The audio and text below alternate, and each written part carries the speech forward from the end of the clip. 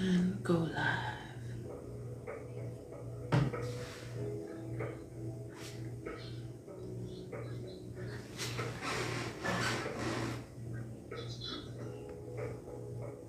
Alright. Hello, besties. We are back on another Sunday.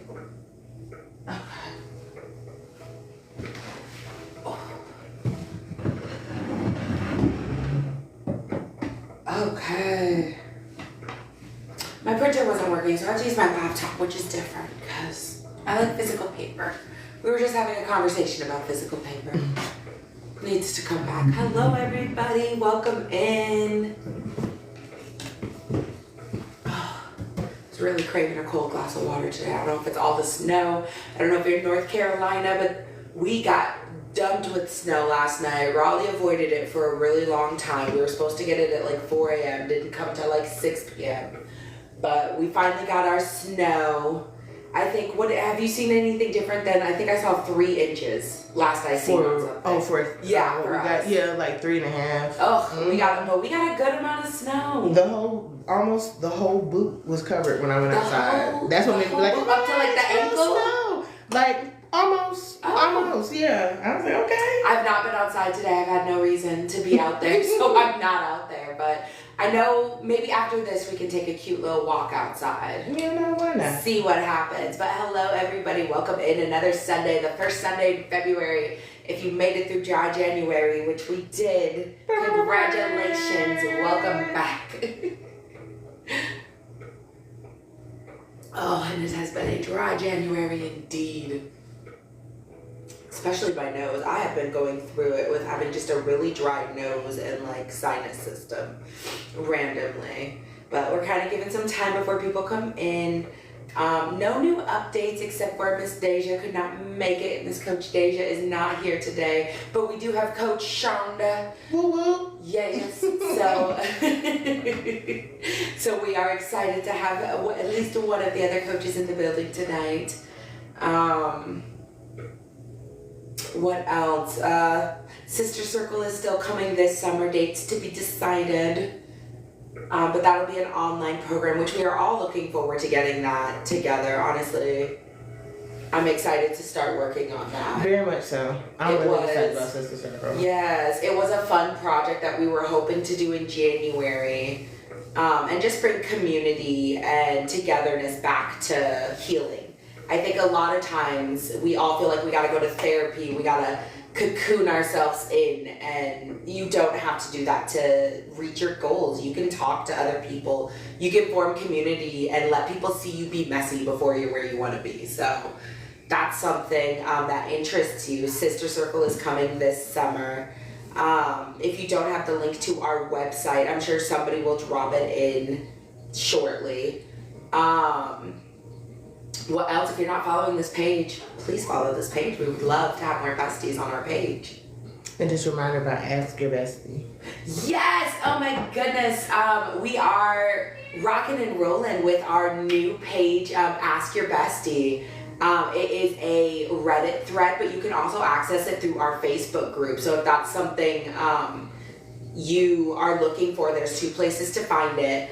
But overall, it's a place for you to anonymously ask your besties some questions. If you are going through something, if you have something you need to vent about, if you are going through life and you just don't feel like there's anybody that you can ask, face to face, ask your besties anonymously and we will answer back in the best way that we can. But we are ready and excited. We actually got our first one the other day, and everybody was just like, we're so excited to be helping the community in that way, because I remember back in the day when you would write into magazines or like... Right.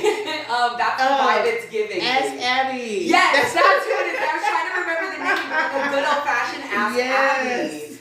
And again, I think it brings that community vibe back. But like with the step, there's a step in between you and that other person. But you're back out in the community, you're asking people these questions, and you're getting real advice from real people who are just trying to help our girls get to where they want to be. So a few little announcements there, but today we are talking about the book, The Courage to be Disliked. Obviously, you can purchase it on Amazon or at your local bookstore because it is a pretty well recommended book all around. It studies Adlerian psychology, if that's something you want to look into at its root. That's what the book is based off of, but I read it last year and it was such a life-changing, eye-opening book that I feel like it's a great way to start off the month of February, where we're kind of moving not out of rest. This is still a very restful month. Again, we just got a blanket of snow. I'm not going for a jog out there anytime soon. I'm gonna be inside doing cozy cardio, doing if you follow my TikTok, my personal TikTok, it's Jessie Joan. I think that's only 28, maybe 26, something like that.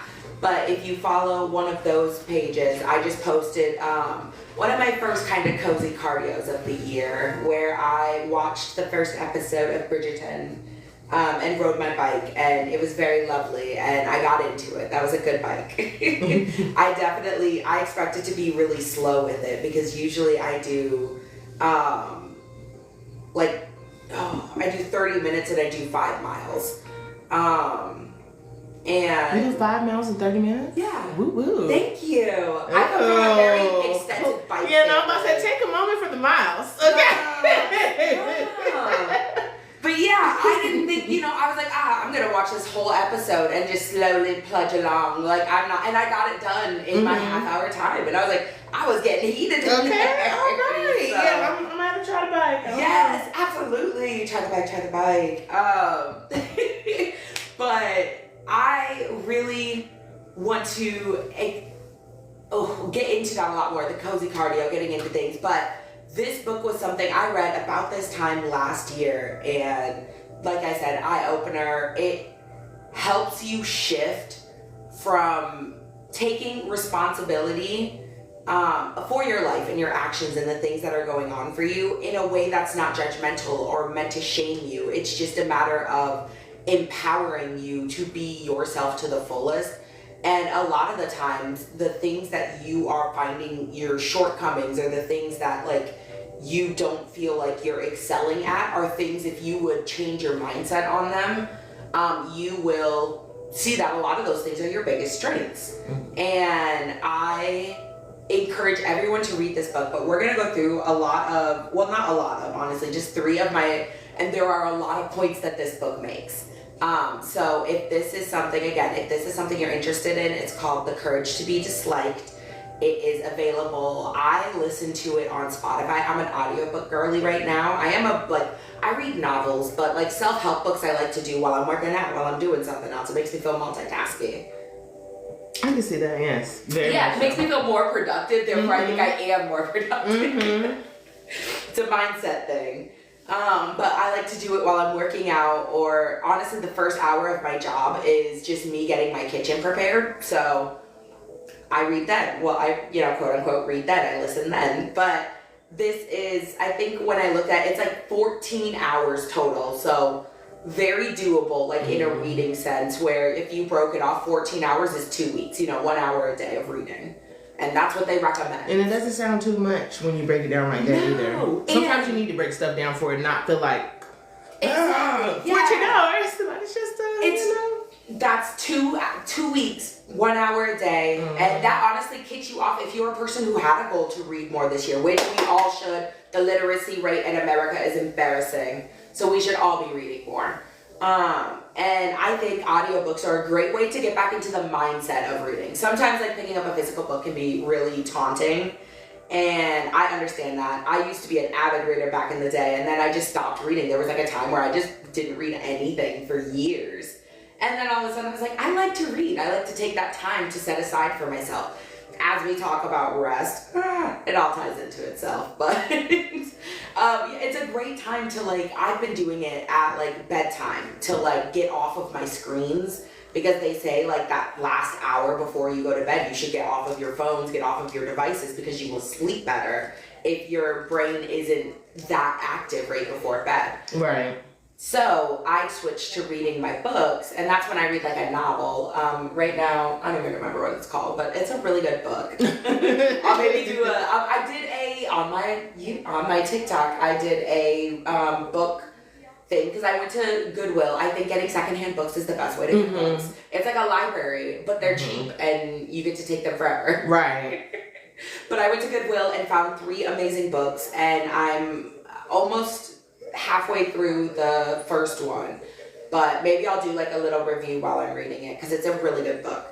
But you could add this to that routine. But like I was saying, I want to go over the 3 points that I took away from this book that were like my 3 favorites.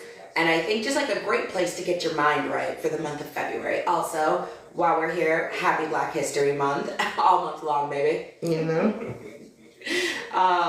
We will be dropping Black historical figures, Black people that we look up to, Black women, Black men, Black queer folks, because here we support everything, all things Black, and all month long, you will see that all across our page. I'm super excited. I know me and Shonda are going to make a trip to Rose's, the blackest store that you can find. Yes. Great deals. Get us some moo-moos, get us a little head wrap so we can be just in the whole vibe this whole month long. I'm very excited for this. On the books, Kyle in the comments says, love thrifting my books, always new surprises. Yes. Mm-hmm. A lot of the books behind you, you see, are thrifted. We found actually, since it's in rain, we found these like really, really old books, and they're old etiquette books. Oh, yes. And so like manners. Yes, old manners and what they expected out of people back in the day. And we found those at like an old barn that some guy was just like, found them in the back type thing. Yeah, I like finding old books, and even like, especially if they have like little notes in them. Yes. Even better. Even better. I love it. So yeah, definitely secondhand your books if you are gonna buy books. Or like I said, audiobooks are great. Those are 2 great places to start for the low when you're not looking to spend a stupid amount of money. With that comment, thank you so much for participating in our chat today. Kyle is a long-time listener, and we appreciate him. Every time he pops up in the chat. So, thank you to everybody commenting, liking, following if you're not a follower yet. We appreciate that on both Facebook, because we have Facebook and TikTok live today. And then, of course, we do upload to our YouTube every week. I'm not going to promise a day anymore because I am not doing great on that one day. And it's usually due to, like, if I can't get it right away, because we usually sit here and have a conversation after our lives, go over our analytics, things like that. And I always try and get it uploaded in that moment that we're sitting there. And if it gives me one technical difficulty, I'm out. So, and hopefully I'll get it next week. So it is uploaded. Do we have a comment? Yes, we have Donna Toy in the comments says hi. She says, I remember you. I don't remember you, but hello. It's so great to see you again. And I wish this was like, I even wish sometimes like I could have a little buggy at the mall, you know? Like, and I could see people pass and I'm like, thank you. Like, hey. And I know so many people, like we love our analytics here. We definitely are trying to grow our channel and reach as many people as possible. So we thank everybody for popping in. And we just hope you take something from here. And if you do, share it with your friends. Share this page. We post a lot of different things. We're trying to post more. But thank you so much for participating. We appreciate it. All right. Let's get into it. I hope everybody at this point has their beverage, has a paper, something together. But like I said, last year I read The Courage to Be Disliked. It is, I want to say I got it off of a recommendation on TikTok. Somebody was talking about it and how it changed their life to listen to this book or read this book. And I was just in that place where I was just like, I want to change my life. I want to do something different. I felt like I was just spinning my wheels, you know, like you're trying to do something, but nothing's happening. And it's, mostly because looking back now at it, I wasn't doing anything different. I kept trying the things that maybe worked once or twice in the past for me. And so those patterns are what I'm used to. But it wasn't working. I know I started off the year with lofty goals in January, as one does. I know in December, we as a group had talked about, do you remember we were going to do vision boards and we were going to do bingo cards and we were going to do all of these different things every month and we were going to hold each other accountable. Yes. That conversation was had. It was had. And it was a beautiful conversation, no regrets. But none of those things happened in January. We did not do anything differently. We talked our talk and went our separate ways and nobody texted. And I still was like, I'm going to do these things on my own. I remember me and my little brother who lived, right down the block from me. If he's here, shout out. Any siblings, I guess, if you're here, hello. But I remember all of these talks of things that I was going to do. And I distinctly remember the week before February, I stopped working out. I was going fairly regularly, enough to at least say I was going regularly. That's all you need. Yeah, and I burnt out. Like, granted, when I was going hard. I was doing a few miles every day. Like, I had a lot of time on my hands back then as well, because I was working from home. And my schedule was set, and I set my schedule, so I'm a person who likes to get things done in the morning, so I gave myself a lot of time in the morning. And eventually it just turned into sleeping later and not moving during the mornings and things like that. But by January, I knew I had slowed completely down. And it was probably towards mid-February where I got a little bit of wind back and was just like, I need to do something different. And this book came across, and it changed things up. It spiced things up. So the 3 points that I took, and again, there's a lot of points. I don't want to say like there was only 3 points in this book, because there was a stupid amount of points in this book, and to narrow it down was a lot. But the first one is that all problems are interpersonal relationship problems, which is basically saying you only have problems because there are other people in your life. And it's a very, like, at first you kind of just be like, well, not everybody's a problem in my life. Like you get a little defensive when you hear that. I did too. Keep listening, because we're going to get into it. And then 2, life tasks cannot be avoided, only faced. And they're using the word life task to mean just things that you internally feel like need to be done. Those are your life tasks. Like, it doesn't matter if you ever do them. If you have the calling in your heart to be a painter, it's not going to go away, is what this is saying, until you face it. Now, after you face it, you might find out it's not your dream. It's really cool how this breaks down into, it's not saying you're tied to anything specific, but it is saying that you are tied to completing those tasks.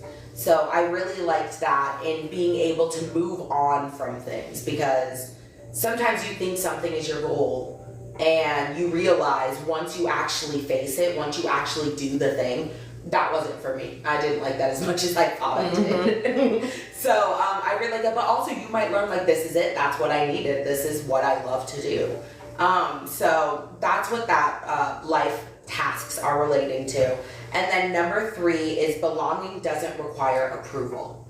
And that was one that really stood out for me personally, because I, as a child of adoption, I've always felt like I needed to belong somewhere. I have to fit in, and I have to act like a chameleon and squeeze myself into these communities so that I feel like I have friends, so that I feel like I have family, so that I feel like I belong somewhere. And that reading this book honestly altered that thought process in my mind for the first time since I was a kid, that like, oh, that's not what belonging actually means. Belonging really truly means that these people accept me for who I am, however I am.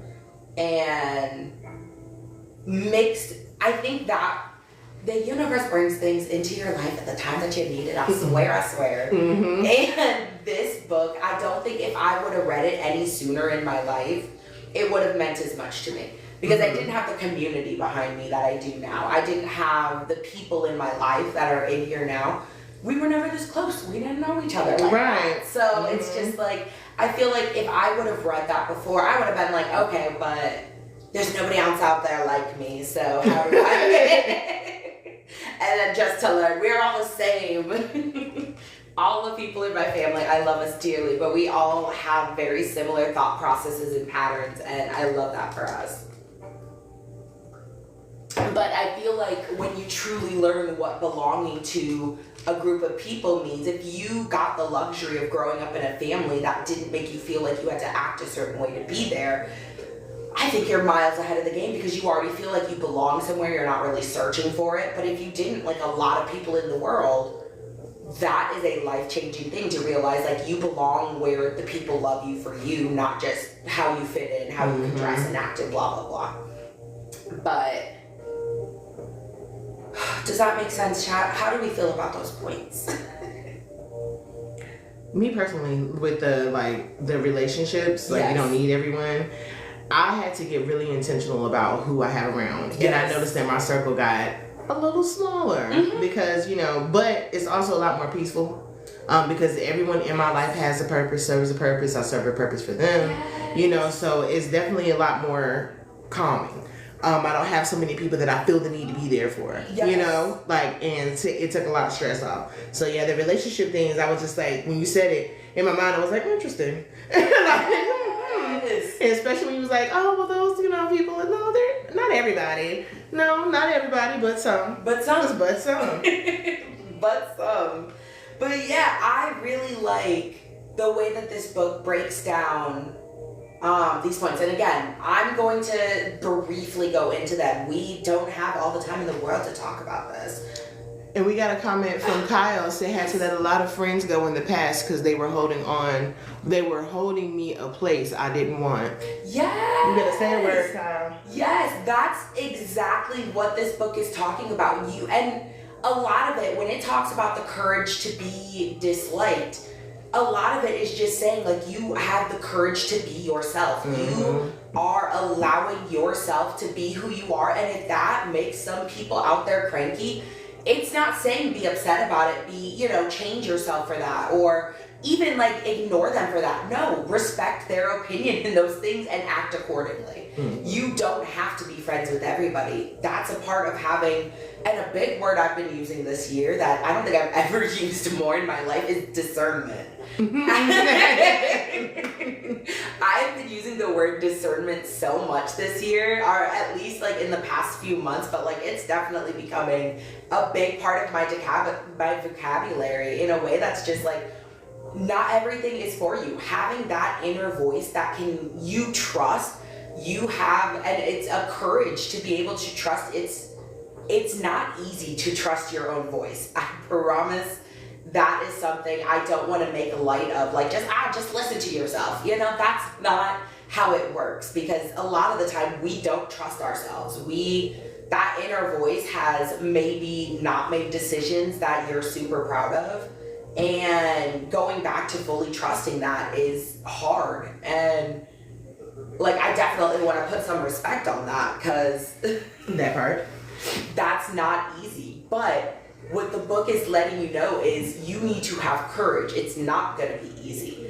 So one of the stories in this book that I really, really like, because the first time I read it, I kind of wanted to throw hands with this old man. The book is, so getting into the book, it is based off of a conversation between you're to assume he's maybe 19, 20 years old. He's a very young man. He talks about, being very lanky, having zits on his face still, even though he's, almost a man, not being able to grow a beard, things like that. So it gives you a picture of what this, you would probably still call him a boy, and he would be very cranky if you called him that. And then it's an old philosopher man who lives by himself and just studies books, and he puts out, articles basically going on about how everyone can be happy. Everyone has the right to be happy, or the capability to be happy. And these are what his papers are about in the book. And the young man reads one of his papers and is just like, that's not true. There's a lot of people in this world who are never going to be happy, and that's just a fact. And I'm going to go tell this old man what's what, and, you know, I'm going to go set him straight. Maybe no one's ever had this type of conversation with him. And so the young man sets out to, like, talk to him, and they get into these wonderful conversations where each one is just like a lesson in taking responsibility. And my throat is still a little bit sore. Excuse me. But each talk is like a little bit of a lesson, and it goes over, the book goes over the course of 5 days that the young man spends with him. And one of the first lessons that they go over is the young man brings up a friend of his who is severely depressed and anxious, and like to the point where he doesn't leave his house. He has become a recluse. And the old man talks about it very matter-of-factly, and he's just like, I'm sure that's very hard to live like that. Like, having anxiety to the point where you can't go outside is very, very hard. And he asks the young man, like, oh, how was his upbringing? Like, what was his life like? And he was like, you know, he had his traumas growing up. His parents divorced, and, you know, a few things that weren't great happened to him. Like, nothing major. Like, it wasn't like a car accident or like trauma, but it was just like life happened to him. And it got him to the point where he was just like, I'm not going outside anymore. I don't like people. I don't like the world. I don't like what the world's become, the news, things like that, where he's just like, I'm not, you know, I just don't want to participate in life anymore. But I want to, but I'm just too anxious to. And the old man talked about, and again, this is a brief summarization of a big part of the book. They have this conversation, I think, over the course of 2 days. But at the end of it, the old man is basically saying that there is something about the human psyche that we do to protect ourselves that isn't the greatest, but brains do it. And this is something that you can read about it in a science magazine. I don't know. Science magazine. But basically, where they talk about, like, sometimes your psyche creates coping mechanisms that aren't healthy, but they keep you safe. So, like, things like my example, I've very much learned over the past month of dry January that gardening was very much a thing I did to keep my brain safe so that I could dissociate in a way that was easier. And now I'm realizing, like, though life is tough, you know, I sometimes just need to grin and bear it and not always just associate through the pain of things. Crazy things. Feel that? You know. Feel that. And so the old philosopher talks about the fact that it is most likely that he created these anxiety disorders that are very real, not like he just like made them up or anything. Like he's very gentle with the fact of, like, I do believe you can suffer from like chronic anxiety and you have the heart palpitations and the sweats and the can't talk, lose your breath, things of that nature. Like, you're having actual physical symptoms to something that your mind made up. Because our brains do what they can. If you've convinced yourself that the outside is scary, okay, cool, your body now needs signals to tell itself that the outside is scary so that it keeps you from going to the scary place. Because that's the brain's job, is to keep you safe, is to keep you alive.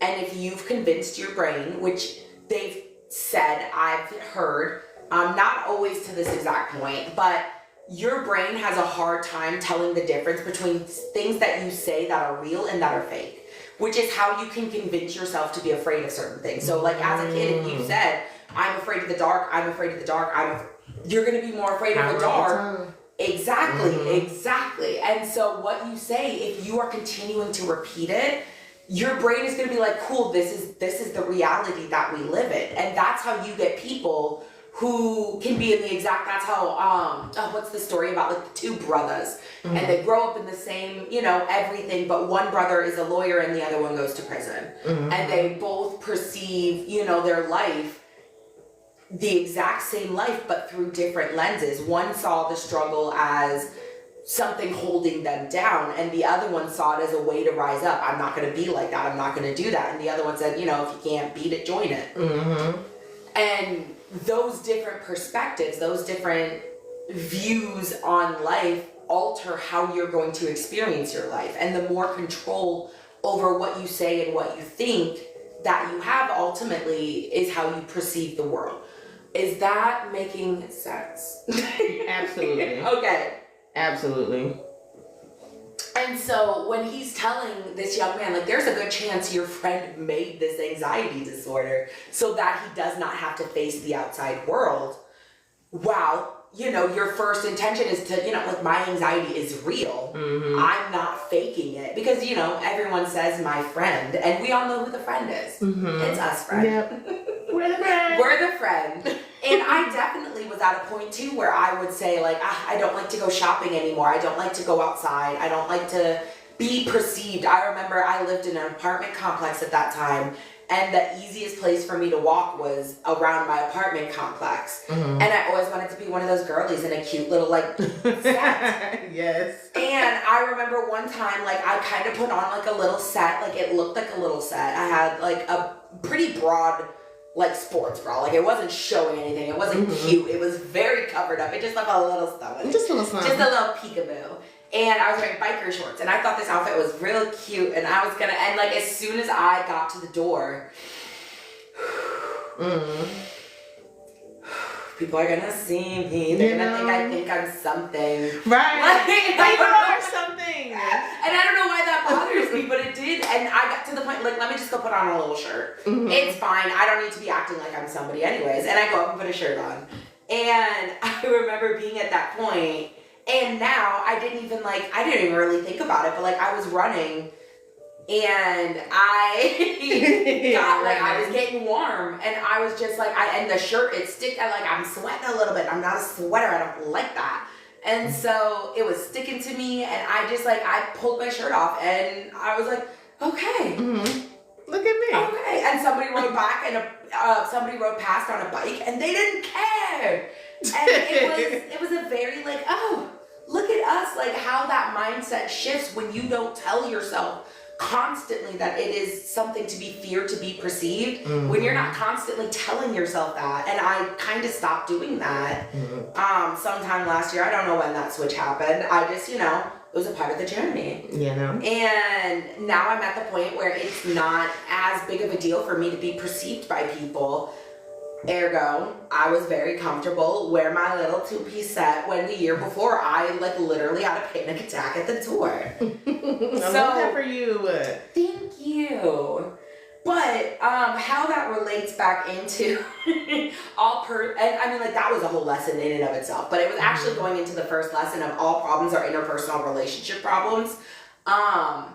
That is basically saying I wouldn't have had any of those issues if nobody else was on the planet, right? Because I wouldn't have known what it meant to be perceived by other people. It would just be me out there. I'd go out there, you know, probably naked, because that would be the easiest way to exercise. Maybe with strapping the girls in, because that's uncomfortable. But other than that, you know, I wouldn't think about it. You wouldn't think about it. The reason we think about those things are because there's other people on the planet. And so when he says, like, all problems are interpersonal problems, are interpersonal relationship problems, it then becomes, what is your responsibility, what is other people's responsibility, and then what is you and your community's responsibility. And that breaks down into, what is your responsibility? Well, my responsibility is that, you know, I am true to who I am. I wear clothes that make me feel comfortable, that make me feel good about myself, that rise my self-esteem. That's my responsibility in the world. My responsibility is that I treat people with kindness, because that's just the type of human I am. I'm the type of person who, it's my responsibility to make sure that my boundaries are upheld. It's not other people's jobs to watch out for my boundaries. things of that nature are your job. What's other people's jobs in the world? Not much, to be honest, because nobody owes you anything. And that's just the truth of life. And there's really nothing else there. And I hate that one because I always felt, I was again one of those people who felt like people owed me something. And they don't. They don't owe you respect. They don't owe you anything. So it's nobody, you don't have, other people don't have a responsibility towards you. Now, your community does have a bit of a responsibility to you. Your community is people, and this is who you choose to surround yourself with. You build your community. But overall, you want a community that wants to help each other, to see each other grow. You surround yourself with people who want to see you happy. You surround yourself with people who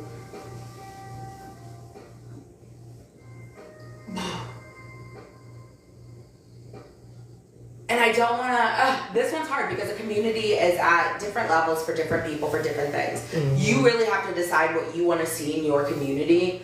Put that list together. In my community, I guess I'll say that. In my community, I want to see people who can respect me as a person, what I choose to do, and even if they don't like something I like in my family, we very rarely say that we don't like something. It's very much if you like it, I love it. Right. Very true. And, very much if they don't have anything nice to say, they won't say it. Now, will they let me go out looking stupid? No. I highly doubt that. Absolutely. We get to come across that because, we all dress very nicely. And do. So, there's nobody in my family that I've ever like, oh, babes, that's not your color, that's not your style, no, we all seem to fit ourselves pretty well. If anything, we're more like more, I want to see more. I've seen all of these girls' closets and they got some cute stuff that they are not wearing out there, so. That's what kind of community I have though, like I really like that type of person, and even down to like my oldest friends, my best friend Bri is like that. When she comes into my closet, why haven't I seen you in this? Or if she has something that she didn't like but she knew I would look good in, it's coming over to my closet. Like we have a very good sense of like we want to gas each other up, we want each other to feel good. If we have career goals or health goals or things of that nature, we're all supporting each other and doing what we can to help each other. We're all, even when we don't all want to, we're going to the gym together as a group. Even when we all don't want to, we were going for walks outside. Like, we support each other very well in those ways. It's not perfect, but it's good. There. It's well intended. And that's really the point. You want people who have good intentions in your life. They don't have any ulterior motives, things of that nature. And I know how hard it is because people will lie and deceive to get into your circles or pretend to be people that they are not, and they can't hold that up. And that's where your word of the day, discernment, comes in. Clock it. And you can recognize those things about people. You can't, and this is a big one because I was very much I can change them person. You can't change them. No. Nobody wants to be changed because, think about it for you as a person. If somebody came in and started telling you, you should do this, you should eat that, are you going to listen to them? No, absolutely not. That's not how people work. It's got to be an internal change. So, I think that covers, as a whole, how those interpersonal relationships work, how they affect you. And if you want to know more, read the book. That's all I gotta say. Because I could go into that forever and ever and ever. And I wrote so much. That's how you know it's a good read. Yes. Oh, and then, okay, one of the last points, because I'm like trying to see what I didn't cover.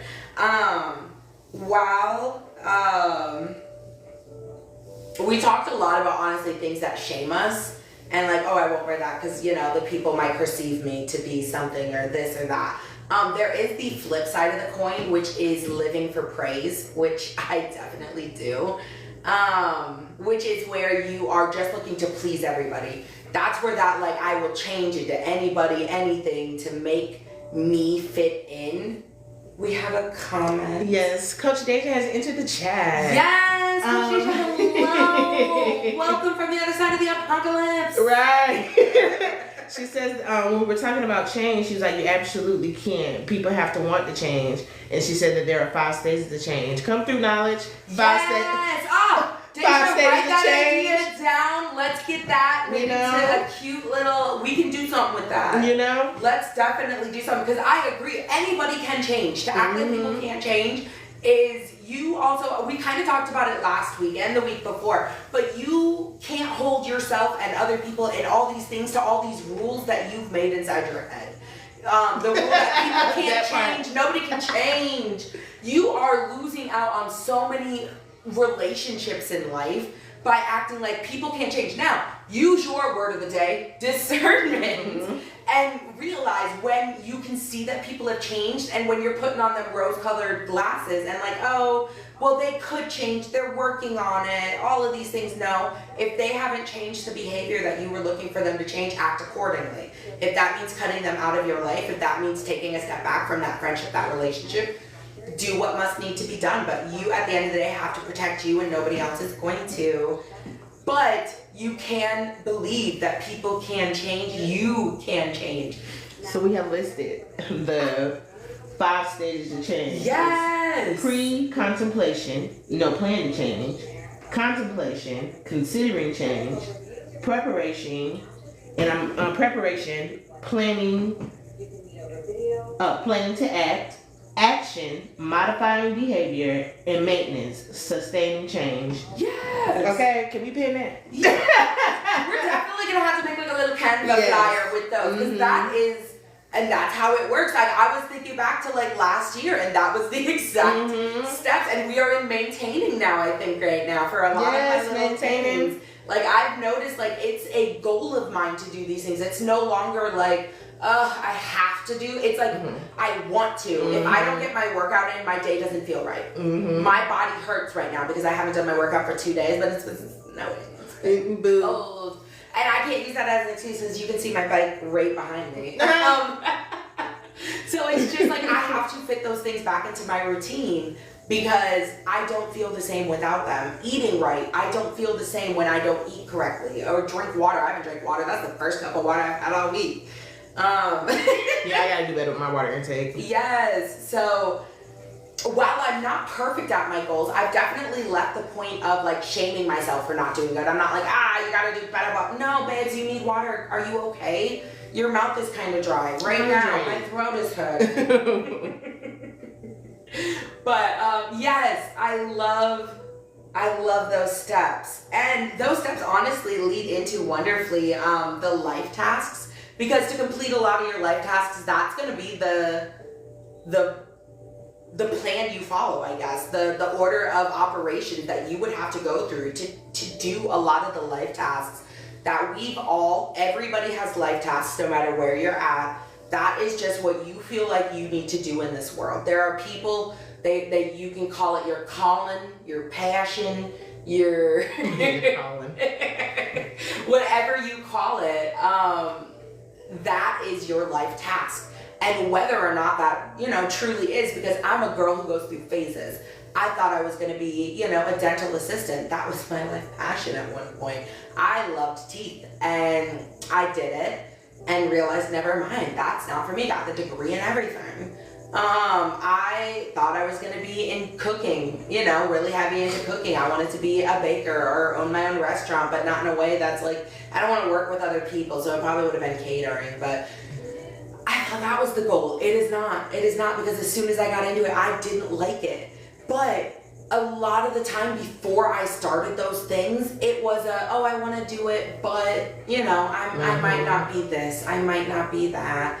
It was a lot of, I'll do it some days.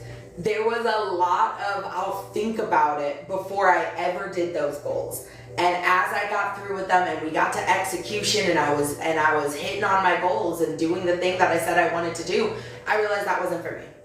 And the only way that you are going to get past being obsessed about something, because I feel like we've all felt that feeling of like, I want to do something. And everything reminds you of that one thing. Like right now for me, mine is writing. I love writing. It's an enjoyable thing for me.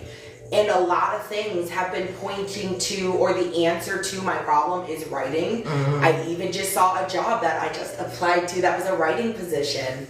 And it's writing blogs and ads and things like that. And, you know, maybe that's a part of the plan, maybe not, who knows. But at this point, I need to start adding more writing into my life to see if that's something that works for me, if that's something I really want to do.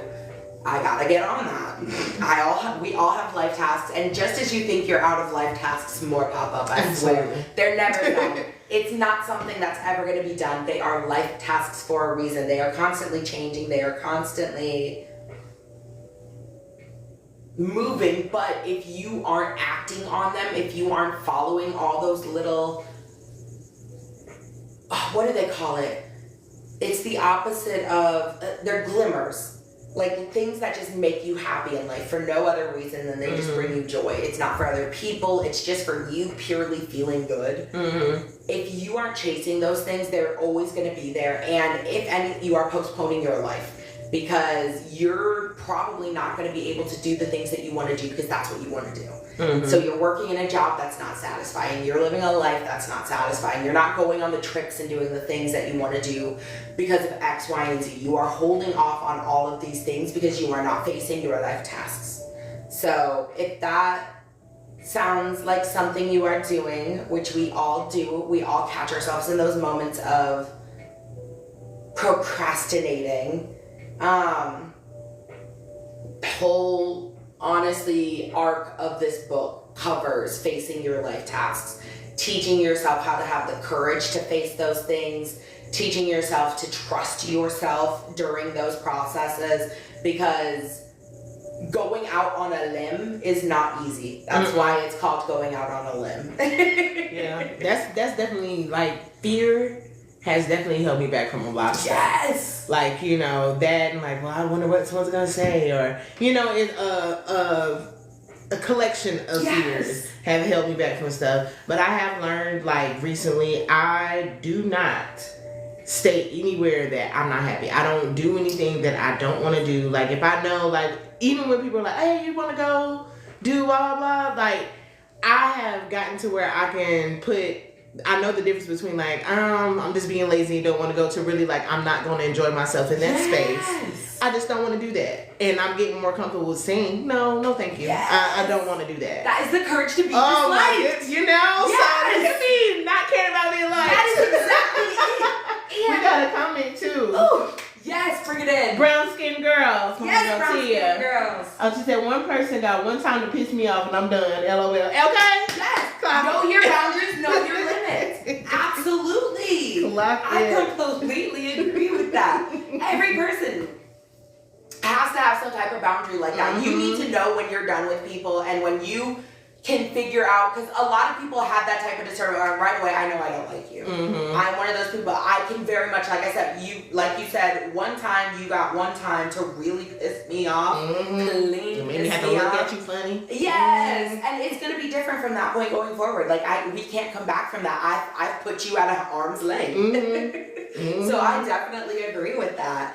And that honestly wonderfully leads into our final point that we'll wrap it up and bring it home with, is that to belong does not mean to be liked by everybody. When you truly belong to your people, you're allowed to say, I don't want to go and do that, but y'all have fun. And nobody feels any type of way about that.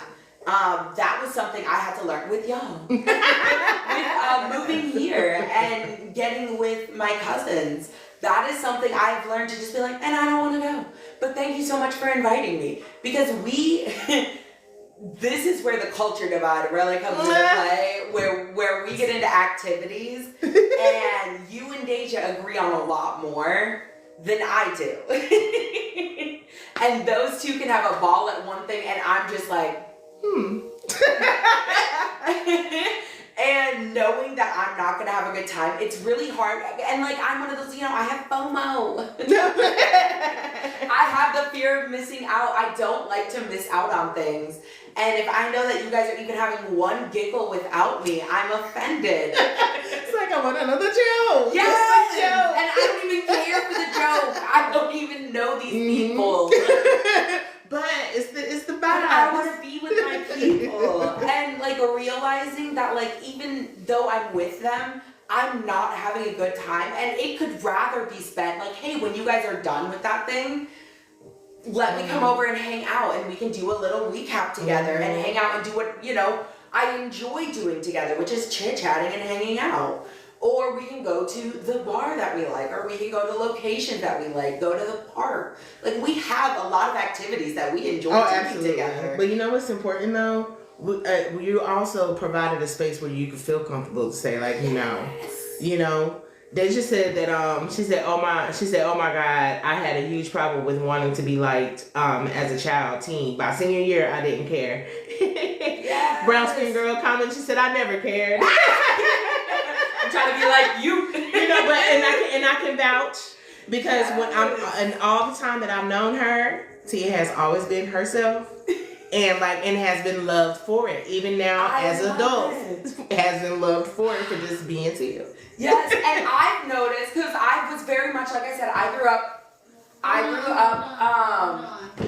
Hold on, can you start a little break? The kids are over. But I grew up very much being a chameleon. I would do what I had to do to fit into groups, because I wasn't going to be lonely. You weren't going to not like me, but I, at home, was told I was not likable. I'm too loud. I don't have good opinions. I'm not very smart. I fall for things easy. Like, there's like a whole list of things that I... Go ahead. Speaking of loud, Audrey was like, can y'all quiet down so Smoke is asleep? No, He's like, Smoke is asleep. The cat is asleep, so he's... Precious children. I'm trying to make a life for you. You know. But I was very much told like I would not be liked as a person outside of my house. So I was like, okay, well, if they're not gonna like me, they're gonna like whoever I can pretend to be. And I did that, and I did that for a very long time, and it is exhausting, and you can't keep it up, and you start feeling like you're lying to yourself and lying to everybody, because you're saying, oh, I like that, I like everything, like everything is awesome and everything is okay. Great. Yes, and you start becoming somebody who you're not, and you're living truths that aren't yours. Mm-hmm. And you're fitting into crowds where you start to realize you don't even want to be there, you don't even like these people. And you're doing all this for what? Because you don't want to feel lonely, because you want to belong, you have that longing to belong, and it makes you, and I hate to use this word, so I will use it gently, excuse me for scratching my eyeball, hold your hand, it makes us desperate. It makes us very desperate for companionship, for relationships. We get into romantic relationships that we should never have been in, all because we just want to belong somewhere. We get into friendships that we don't want to belong in, but at least we have friends, Mm-hmm. And that's how you get into, you see a lot of unfortunate incidences where these girls are eager to belong somewhere, so they go to these groups, and these groups lovingly take them in and then turn around on them and do some real shady things to them. Mm-hmm. The movie Carrie, mm-hmm. Things of that nature really do happen. Girls are mean. Life can be mean and cruel. And if you don't have word of the day discernment, it's gonna get you. So really realizing that to belong does not mean that you are absolutely loved by these people. Like, you can do no wrong in their eyes, and that's the only way that you can belong. You are never going to find it. It doesn't exist. That unconditional, people will accept you for you, and they're going to love everything that you do. Those were your parents. That was at least supposed to be your parents. And those are the only people who give you that in life. Everybody else, it's at your own risk. It's at your own discernment. So if any of these points today felt like they pulled a string in you, they said something to you, I highly recommend reading this book. If you have the Spotify premium, whatever, you get like 10 hours of listening a month. So you can pretty much get most of this book read, and the last few hours you can finish up next month. You can also just buy it from like Amazon or audiobooks or wherever. I really, really, really cannot stress how much this book changed how I perceive everything and how I view my life, because promises, this was not the same lady last year, 2025, sitting here in February. No, she was not talking to the camera. She was not having a little audience here. People I know are watching this. People I interact with on a daily basis are watching this. And it doesn't feel weird anymore. It feels authentic. This feels like who I am. I'm even, now that we've changed the structure of how we do these lives, I have, from January 1st to now, I can feel a difference in how these are going. And they feel very authentic. They feel very like, this is exactly how it's supposed to be.